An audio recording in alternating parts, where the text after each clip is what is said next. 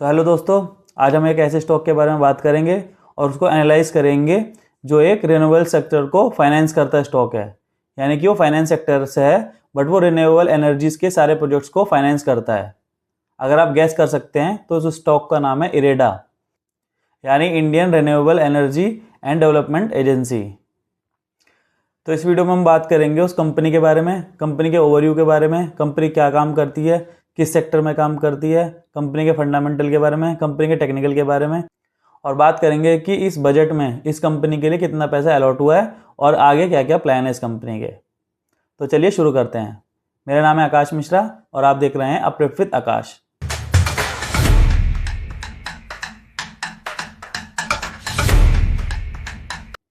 तो अगर बात करें रिन्यूएबल एनर्जी सेक्टर के बारे में, तो इसमें इंडिया और वर्ल्ड वाइड सब में हर कंट्री फोकस कर रही हैं, क्योंकि हर कंट्रीज़ के पास कार्बन इमिशन के टारगेट्स हैं और उनको अचीव करने के लिए वो न्यू एनर्जी ट्रांजिशन की तरफ आगे बढ़ रही है।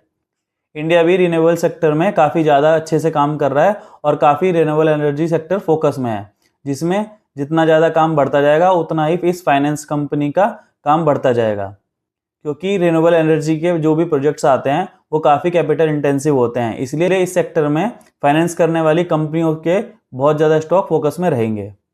रिन्यूएबल एनर्जी जैसे सोलर एनर्जी, विंड पावर या ग्रीन हाइड्रोजन या और भी जो भी एनर्जी नई नई जनरेट हो रही हैं, उनके थ्रू इसमें प्रोजेक्ट्स आते हैं और ये कंपनी उनको फाइनेंस करती है। सबसे अच्छी बात है, ये कंपनी गवर्नमेंट के ऑथराइज है, यानी ये कंपनी गवर्नमेंट के अंडर है। इसमें 75% स्टॉक गवर्नमेंट का है। तो चलिए चलते हैं स्क्रीन पे और समझते हैं कंपनी के फंडामेंटल, टेक्निकल और बजट में क्या क्या चीज़ें आई हैं। आप स्क्रीन पे देख रहे होंगे Indian renewable energy development agency limited, ठीक है। करंट इसका भाव चल रहा है 127 रुपीज़, जो आज का भाव है जब मैं वीडियो बना रहा हूँ। तो सबसे पहले राइट साइड में हम देखेंगे कंपनी के बारे में लिखा हुआ है। हम इसको थोड़ा सा पढ़ेंगे कि कंपनी किस सेक्टर में काम करती है, क्या क्या करती है। तो सबसे पहले कंपनी का ओवरव्यू पढ़ते हैं।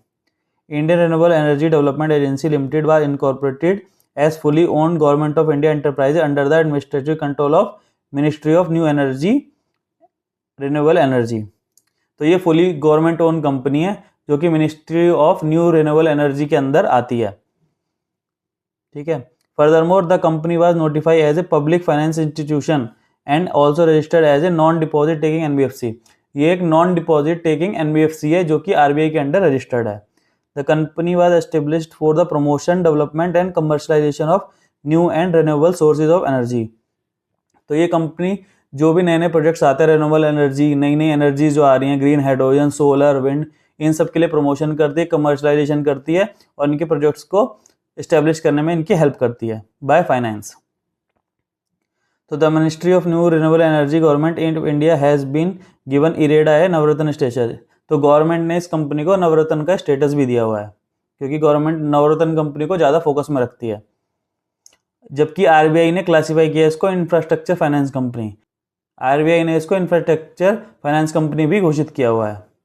तो बात करते हैं कंपनी का की बिजनेस क्या है। Company is the Nations largest pure play green financing NBFC. ये कंट्री की सबसे बड़ी कंपनी है जो कि ग्रीन एनर्जी की तरफ ट्रांजिशन में फाइनेंस करने वाली कंपनी है। It's provide a comprehensive range of financial product and related services from project conceptualization to post commissioning of renewable energy projects and other value chain activities such as equipment manufacturing and transition। तो ये सारे कामों को finance करती है जो भी renewable energy sector से हैं, चाहे उनका इंफ्रास्ट्रक्चर हो गया, चाहे ट्रांजिशन हो गया, या आफ्टर प्रोजेक्ट्स जो भी कमीशनिंग के होता है, वो सारे काम को फाइनेंस करती है। तो बात करें कंपनी के प्रोजेक्ट्स के, IREDA has financed projects across multiple RE sectors such as solar power, wind power, hydropower, transition, biomass including biogas and industrial cogeneration, waste to energy, ethanol, compressed biogas, hybrid RE, EEC and green mobility। यानी हर type की जो भी renewable energy आज India में काम कर रही है, उसमें जो भी प्रोजेक्ट में फाइनेंस करता है, तो ये कंपनी वहाँ पर सबसे आगे मिलती है, क्योंकि ये गवर्नमेंट के रिलेटेड कंपनी है जिसको ministry of new renewable energy handle करती है। तो अब जानते हैं जियोग्राफिकल प्रेजेंस। इरेडा है geographically diversified portfolio across 23 state and 4 union territory. तो लगभग 23 स्टेट में इसका बिजनेस है और 4 यूनियन टेरिटरीज में भी इसका बिजनेस है।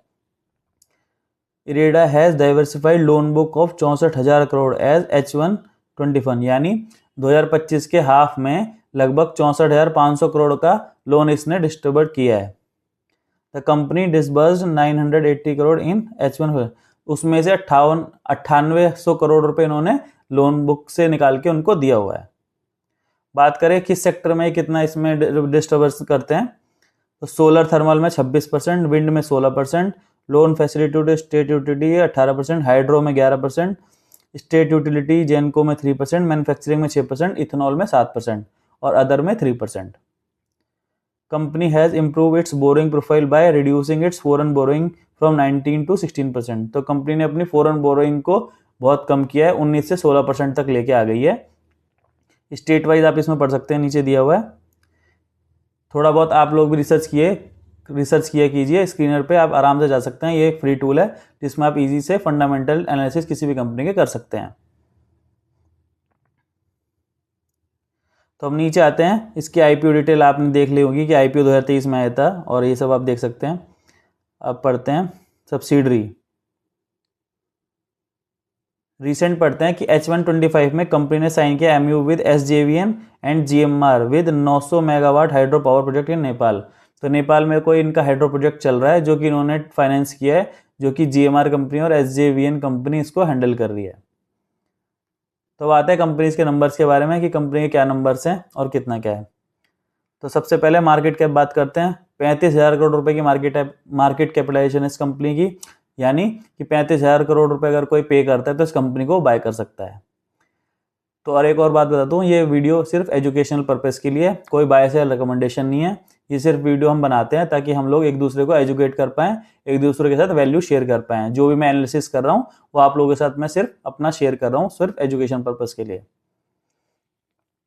तो करंट प्राइस का 127 यानी 127 रुपीज़, हाई लगाया 188 का इस ईयर में और लो लगाया 124 का।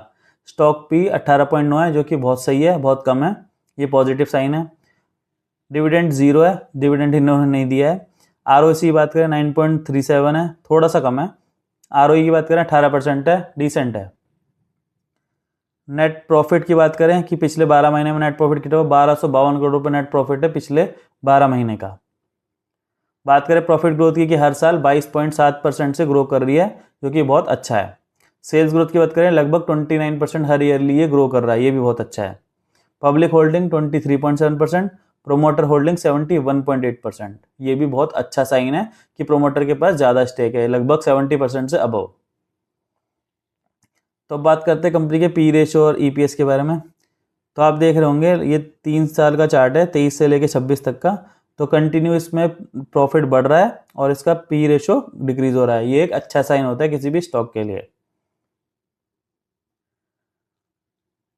तो अब पढ़ते हैं पीयर कंपैरिजन। तो ये इसके पीयर है IRFC, power finance corporation, REC, हुडको, ये इसकी तो हम बात कर रहे हैं IFSC, ये सब इसके कंपनी के पीयर हैं, यानी कि स्ट्रॉन्ग इसके कंपटीटर हैं।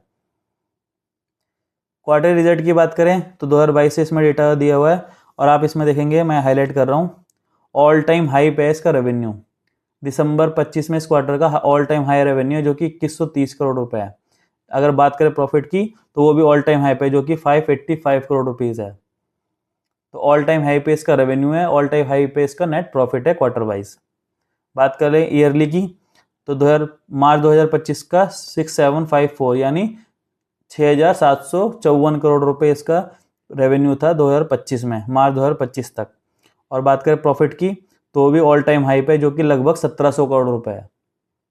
तो ऑल टाइम हाई पे चल रहा है इसका नेट प्रॉफिट, इसका रेवेन्यू, इसकी सेल्स, तीनों एकदम ऑल टाइम हाई पे चल रही हैं। तो इससे पता चलता है कि ये सेक्टर काफ़ी फोकस में है और इस पर गवर्नमेंट का पूरा फोकस है। आगे हम बात करेंगे कि बजट में कितना एलोकेशन इसको मिला हुआ है। तो बैलेंस शीट हो गई, अब इसमें हम देखते हैं बोरोइंग। तो ये तो फाइनेंस कंपनी, तो बोरोइंग देखने का मतलब नहीं है। बात करते हैं शेयर होल्डिंग पैटर्न की। आप देखेंगे शेयर होल्डिंग पैटर्न 75% से 71% हुआ। तो अभी इसका स्टॉक जब IPO आता है तो इसमें थोड़ा कम हुआ था, बाकी इसका सही है। पब्लिक की होल्डिंग देखेंगे, पब्लिक पे 23% है सिर्फ। और DIFI की बात करें तो FI ने इसमें पैसा अपना स्टेक इसमें अपना थोड़ा कम किया है और DI ने इसमें बढ़ाया है। ठीक है, आप इस स्क्रीन पे देख सकते हैं। तो ये था कंपनी का फंडामेंटल। तो फंडामेंटल में हम ये सारी चीज़ें पढ़ते हैं जिसमें हम देखते हैं कि क्या क्या चीज़ें कंपनी की अच्छी है, क्या क्या गुड साइन है उसमें बाय करते समय। तो ये हमें शॉर्ट लिस्ट करने में फ़ायदा करता है। फंडामेंटल से हम पता लगाता है कि कौन सी हमें कंपनी देखनी है, उसको कैसे सेलेक्ट करना है और उसको हमें क्यों लेना है। तो फंडामेंटल से ये पता चलता है। बात करें टेक्निकल की, तो टेक्निकल से हमें ये पता चलता है कि हमें उसमें कब एंट्री लेनी है और कब एग्जिट लेना है। तो चलिए सीधा चलते हैं स्क्रीन पर टेक्निकल देखने के लिए। तो स्क्रीन पे आप ये चार्ट देख रहे हैं, इरेडा का चार्ट है, आपको दिख रहा होगा। तो अगर बात करें तो इरेडा का ऑल टाइम हाई है 310 रुपये, आपको ब्लू लाइन दिख रही होगी ऊपर।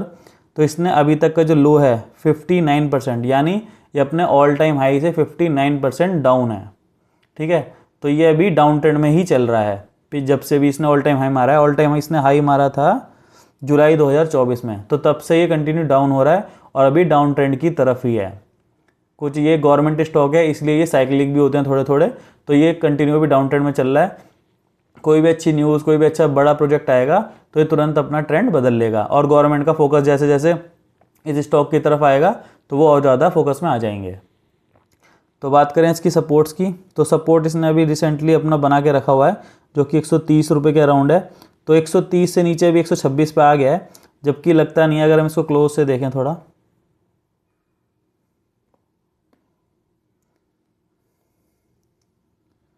अभी आप देखेंगे धीरे धीरे इसका वॉल्यूम भी बढ़ता हुआ जा रहा है। तो ये स्टॉक ऐसा है कि ये एक तो फ्यूचरिस्टिक स्टॉक है, जिनको भी लॉन्ग टर्म में अपना नज़रिया है रिन्यूएबल एनर्जी की तरफ, जिनको इसके ऊपर भरोसा है, तो इसमें धीरे धीरे स्मॉल SIP कर सकते हैं बाय ऑन डिप के बेसिस पे, कि जितना ये गिरेगा उतना उतना थोड़ा थोड़ा आप अमाउंट इसमें इन्वेस्ट कर सकते हैं, अगर आपको इसमें अच्छा दिख रहा है। फंडामेंटल टेक्निकल आप एनालिसिस करो, उसके बाद अपनी आप चॉइस कीजिए, क्योंकि पैसा आपका है, आपको इन्वेस्ट करना है।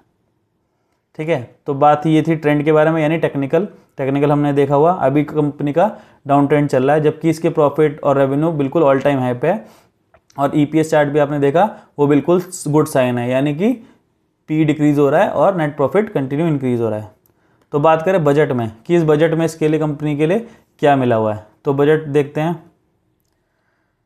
तो आप देखेंगे स्क्रीन पे, in union budget 2026-27 the Indian renewable energy development agency received significant boost with A plan government investment of 40,000 crore रुपए। तो इस साल 40,000 करोड़ रुपए का इसमें बजट दिया है इस कंपनी के लिए गवर्नमेंट ने, जो कि पिछले साल सिर्फ 34,000 करोड़ था, लगभग 6,000 करोड़ रुपए इंक्रीज किया गया है। और की बजट में क्या रहेगा, इंक्रीज फंडिंग। तो government invest in IREDA set to 40,000 crore for strengthening lending capacity. तो गवर्नमेंट ने 40,000 करोड़ रुपए इसको इसलिए दिया ताकि इसकी लैंडिंग कैपेसिटी बढ़ सके, ताकि ये लोगों को, कंपनियों को और ज़्यादा लोन प्रोवाइड कर सके। Targeted support enhance focus on small hydro projects and specific provision for technical and intellectual assistant. तो इस कंपनी को सपोर्ट किया गया ताकि ये और भी हाइड्रो प्रोजेक्ट्स को ले सके और ग्रीन एनर्जी की तरफ इंडिया बढ़ सके। इंफ्रास्ट्रक्चर ग्रोथ, जैसे जैसे इरेडा में पैसा बढ़ेगा तो जितने भी एनर्जी के प्रोजेक्ट्स हैं उनमें आगे फोकस होगा। स्टोरेज सिस्टम, यानी कि बैटरी स्टोरेज सिस्टम पे फोकस किया गया है, कि जो भी बैटरी स्टोरेज सिस्टम है यानी BESS, इस पे फोकस किया गया है इस स्टॉक के द्वारा। फंड रेजिंग सपोर्ट, यानी कि जो भी फंड रेज करते हैं उसमें ये कंपनी सपोर्ट करेगी, फाइनेंस करेगी। तो ये था बजट, जिसमें बजट में 40,000 करोड़ रुपये दिया गया है, और पिछले साल ये 34,000 करोड़ था, तो लगभग 6,000 करोड़ रुपये गवर्नमेंट ने इसमें बढ़ाया है। तो ये रिन्यूएबल एनर्जी सेक्टर का, फाइनेंस सेक्टर का एक बहुत इंपॉर्टेंट स्टॉक है। इंडिया की रिन्यूएबल एनर्जी जो जर्नी होने वाली है अगले 10 साल में, उसमें इसका बहुत बड़ा हिस्सा होने वाला है, क्योंकि ये गवर्नमेंट का स्टॉक है, गवर्नमेंट की कंपनी है, और जब सबसे ज़्यादा प्रोजेक्ट्स को यही ज़्यादा फाइनेंस करने वाली है, तो इसमें जल्दी से डाउट नहीं कर सकते हम लोग, क्योंकि कोई भी प्रोजेक्ट्स में डाउट कर सकते हैं, लेकिन ये गवर्नमेंट कंपनी है, इसमें डाउट करना बहुत मुश्किल है। तो ये था कंपनी का fundamental technical analysis on the basis of budget. तो आपको ये वीडियो कैसा लगा, इस वीडियो में कमेंट करके बताइए। अगर आपको ये वीडियो पसंद आया हो तो इस वीडियो को लाइक कीजिए, शेयर कीजिए और अपने दोस्तों को बताइए। तो साथ में सीखेंगे, साथ में ग्रो करेंगे।